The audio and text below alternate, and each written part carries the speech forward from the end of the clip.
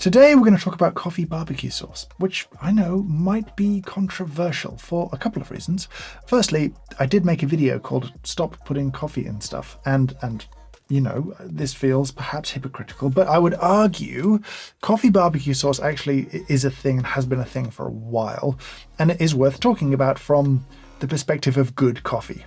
Right? Like that's the overview, that's the idea of this video. It's not just people just ramming coffee into barbecue sauce, hopefully. It's a bit more nuanced. There's a kind of idea behind it. I want to have a little look at it anyway. And secondly, there's the idea that I might, act as if I have something definitive to say about barbecue. I don't. I'm not going to give you an ultimate recipe of any kind.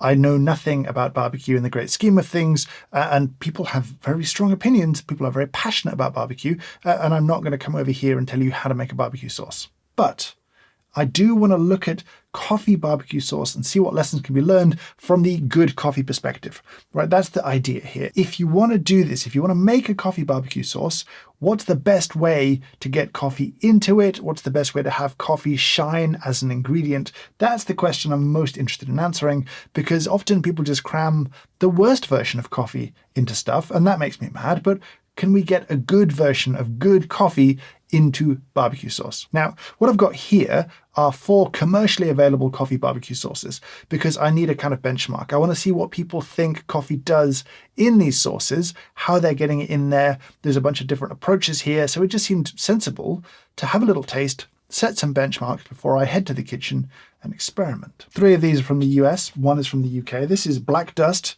Coffee and Spice, small batch barbecue sauce. All of these seem to be very traditional ketchup-based sauces, probably quite sweet, a little smoky.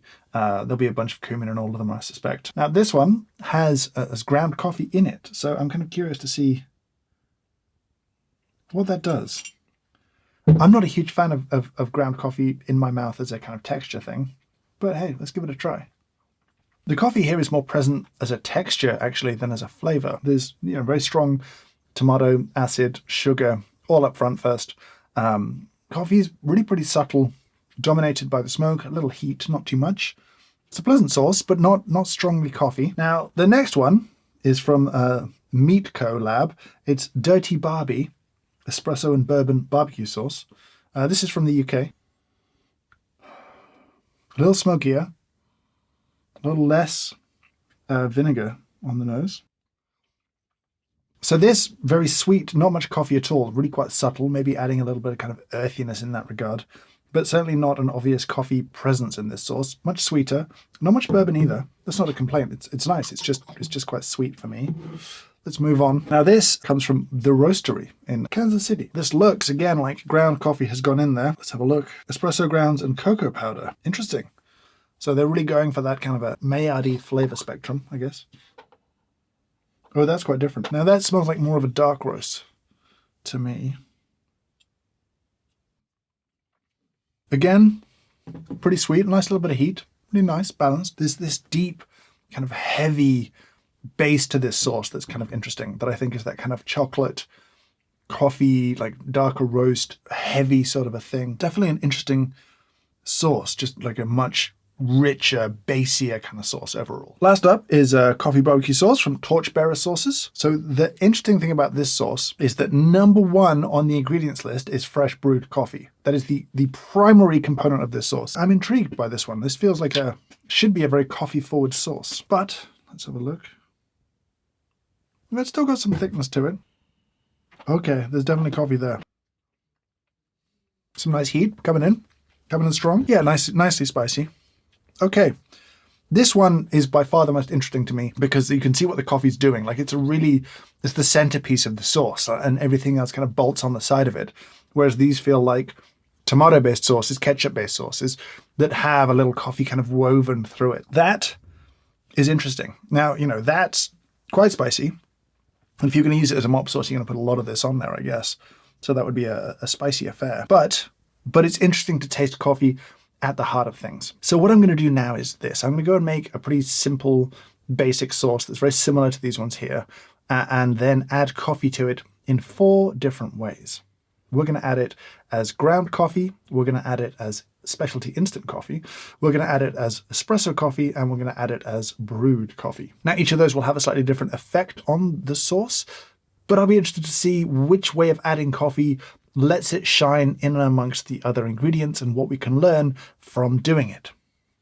Let's go. So I have here 4 sauces that are the result of today's experiment, and the base of them is all the same, right? So as I said, I put together a very simple tomato ketchup based barbecue sauce. And I know you would have a lot of opinions about what's the right sauce or anything like that, but I wanted something that tasted like barbecue sauce, that was pretty neutral, tasty, that I could kind of let the coffee do its thing in to understand, how coffee changed that kind of a thing. But you can see how it was made, put together super simply, cooked down a little bit, not too much, just like 5 minutes on the hob, I think was plenty. But 4 different iterations of coffee. One of them we used some instant coffee. We used about 3.5 grams of specialty instant that I quite like as specialty instants go. There's about 3 grams, I think, of soluble material in there. So that was that one. To match that, I put about 10 grams of kind of flour fine ground coffee into one, which was really interesting. Now that's a bit more soluble material, I know, but it was a best guess. But that was definitely weird that the coffee just soaked up the moisture really quickly, unsurprisingly if I thought about it, but interesting nonetheless. So that one's not going to be difficult to find in the blind tasting. Then we took some espresso and we added that in, so like 18 to 36 as a kind of brew recipe. That went in about 3 grams of soluble material, and then a strong cup of coffee brewed on the switch at 100 grams a litre, kind of a mocha pot ratio for kind of strong coffee. And then that sauce had to be cooked down a little bit more to sort of reduce it to the similar sort of texture of the others here. And then these have all been mixed up, even though I can tell one very easily. The other 3 a little bit more of a challenge. Colour, there's more variance with the exception of one. But what about taste? Which way is the best way to get coffee into barbecue sauce? Let's have a taste. That's pretty good. That's doing what I think coffee should be doing in a barbecue sauce, which is just kind of rounding things out, giving some nice base to it. Really the heat, the spice is the kind of dominant physical feeling, slightly balanced off by the bitterness of the coffee and a little acidity from the vinegar. That's pretty good. Let's try this one. This one is not bad. The coffee's there. It's a little bit more subtle and actually a little bit more bitter, but it's not bad. It's just not as good as this one here. That one has to be the one that we cooked for a while because it's got that kind of cooked down hot plate coffee taste to it. The coffee is definitely a distraction rather than an addition to the sauce. Lastly, well, this is the ground coffee one, obviously. I'm not going to surprise anyone with that.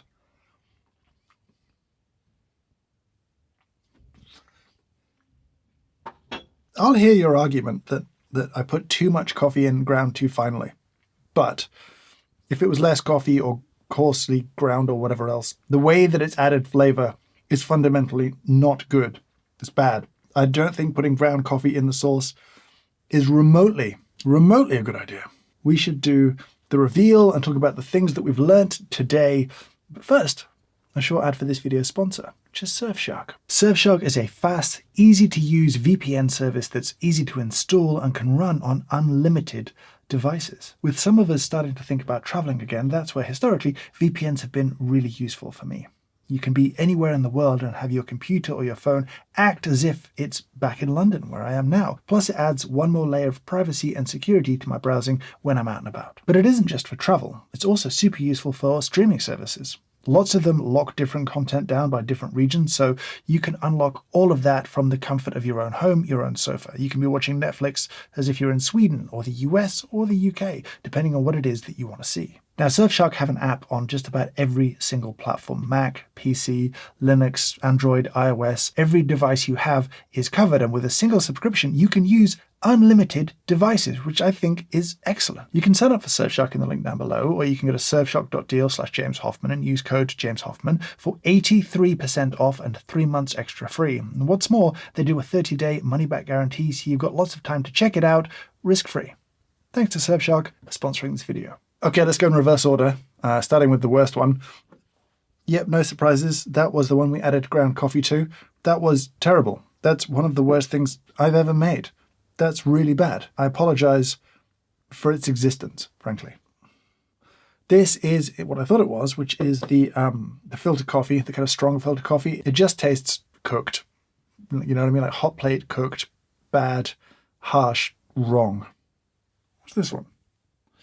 Now this was the instant, which is interesting. That wasn't in any way bad because the instant's quite good. it worked quite well. I think it just needed a little bit more. It's interesting though that this one, by kind of default, is the best one. That's the espresso. I'm troubled by this idea, but this might actually be better than the sauce without the coffee. And that's kind of terrifying to me, but interesting. Makes it definitely worth trying. Definitely worth trying. Now, this is interesting because it doesn't have really that much more soluble material. It doesn't have that much more flavor of coffee in it than the instant. But, maybe the flavor benefits from being fresh and not having been freeze-dried. It was cooked a little bit after the coffee was added, just to reduce it a little bit more, but it doesn't seem to have particularly damaged the flavor of it. And that, I think, works really well. That's an espresso roast, but it's not a dark roast. It's a sort of on the cusp of medium, I guess, roast for espresso. In the world of modern specialty, it's medium. But I think it just adds really nice roundness and base. Now, I'm sort of annoyed that this is the winner because having an espresso machine is an annoying requirement to do this. So I would say if you want to spend a little bit of money on a decent specialty instant, that is certainly one to consider. I wouldn't cheap out on the instant and use that because I think it's just going to add bad flavor, and very easily bad flavor can destroy everything here. So definitely stick to good quality specialty coffee, but you can get it to come through and have some of that complexity of great coffee, some of the pleasant characteristics of just that tickle of bitterness, just that nice kind of sweet coffee flavor, and have it pair with barbecue sauce really nicely. But now I want to hear from you. Have you tried to make a coffee barbecue sauce? Will you try to make a barbecue sauce? What base would you use? What is your go-to barbecue sauce that you might want to put some espresso in and just reduce a little bit down just to get that consistency? Unless I guess you wanted to use it as like a mop sauce and then you could go a little bit more kind of watery, I guess. But anyway, tell me what you're doing. Tell me what you're making. I would love to hear from you down in the comments below. But for now, I'll say thank you so much for watching and I hope you have a great day. That is actually pretty good. I'm impressed with that.